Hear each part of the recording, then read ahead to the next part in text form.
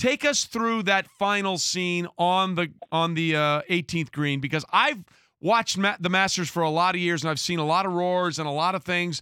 I've never heard a simultaneous chant of a guy's name like we had Sunday when Tiger had finished and was walking up to his family, and everybody was just chanting, Tiger, Tiger. That had to be chilling. Very much so, guys. First of all, good morning. Thanks for having me on. It was incredible. Back to '92 when Fred won, and when a guy hits it on the green, they're coming up, and you see all the people rise out of their chairs and start clapping. It's incredible, and it was incredible then. 27 years later, I think there's more people watching. They're more enthusiastic. Like you said, they're chanting his name. We've been getting that all last year. It's fantastic. We just feed off the energy. It's incredible. Joe, in that moment there, when you're walking up towards the green, I always wonder and try and put myself in this mind frame, but I'm not an all-time great and I'm not a caddy with one of the all-time greats. So what is the conversation like between the two of you going up to that moment? Are you ready to enjoy it yet, or do you still have to maintain that focus? No, I'm not enjoying it at all because, as you know, he was on the right side of the fairway and the tree's overhanging there. So believe it or not, he's in the fairway. And if he needed to make a three, or he's trying to make a three, or if he's in a position where he's one back kind of thing, he would have probably had to hit a 15 to 20-yard cut to a left pin. So that's how much the tree's overhanging, and people that aren't there can't appreciate that kind of thing. So there's still a lot of work to be done. He knows he has to miss the ball to the right. And if you were going to place a ball 25 yards from the pin, that's where you'd place it. I'm not saying it's an automatic up and down or automatic 5 from there, but he knew at that point he needed to hit it there. And we actually discussed it earlier in the week because, as a caddy, you go out there and you walk the golf course and stuff like that, and you notice stuff like that because that's part of your job. He notices stuff like that. He's not an idiot. He's been around there a million times. But as a caddy, when you walk the golf course, I always like to give him a lay of the land. I usually do it via text, but he came in on the same day that I walked the golf course, and I said to him very subtly, because you don't want to just get there and tell him, say, geez, bro, don't miss it right here. You're screwed. Exactly. So, right, you can't say that. So I casually say stuff like, boy, it's amazing how much the trees kind of overhang here and how much they grow every year. And we only played the back nine once on Wednesday. And so it's his ninth hole of the day. And believe it or not, by the ninth hole of the day, he's kind of checked out. So that's our last hole on Wednesday. And I mentioned to him on the tee, I said, boy, the trees are really grown here. Basically, hint, hint, if you hit it right here, you're not automatically having a great shot to the green. I'm rambling on. Long story short, he's in the fairway thinking, oh, this is not an issue. And we get up there, he's got to hit a 20-yard cut, which he did, and he fanned it to the right. I really didn't enjoy the moment until he actually got it on the green.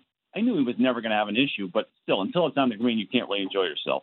No, listen, you have to protect against the inevitable there going forward.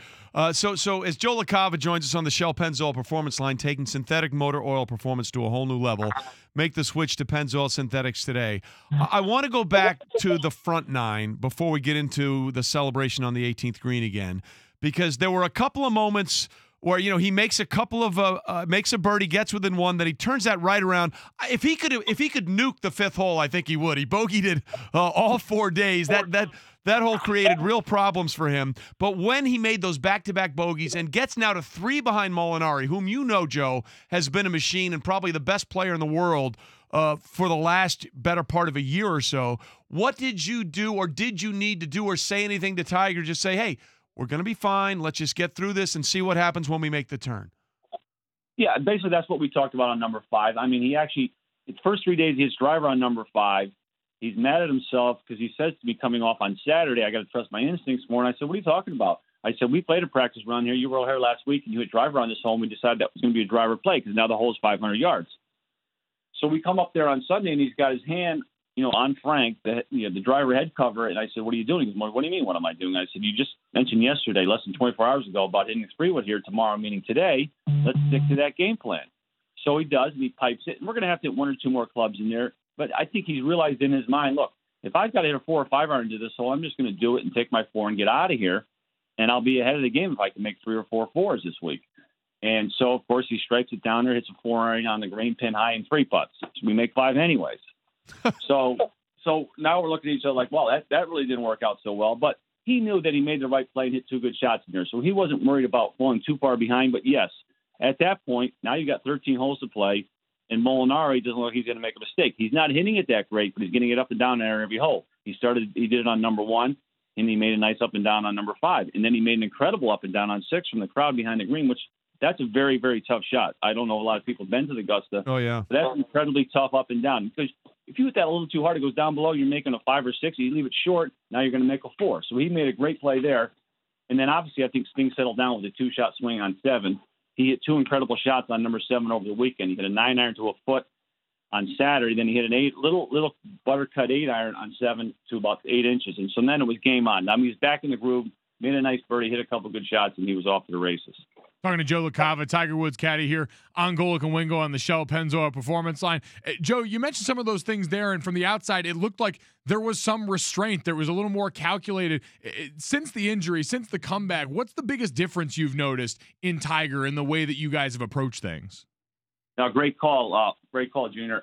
He's basically last week, there weren't a lot of highs and a lot of lows. He was very steady. He never got mad, never got off his game plan. He never gets too high anyways, but he's pretty emotional when he does hit not such a great shot for him.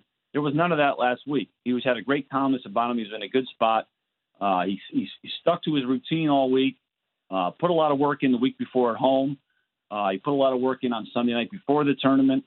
So good call. And that started last year. He's found a calmness about him, and we talked about it on the first tee about, being intense but staying loose at the same time, and just not feeling like you got to go out there and you have to win because everyone wants you to win and everyone expects you to win.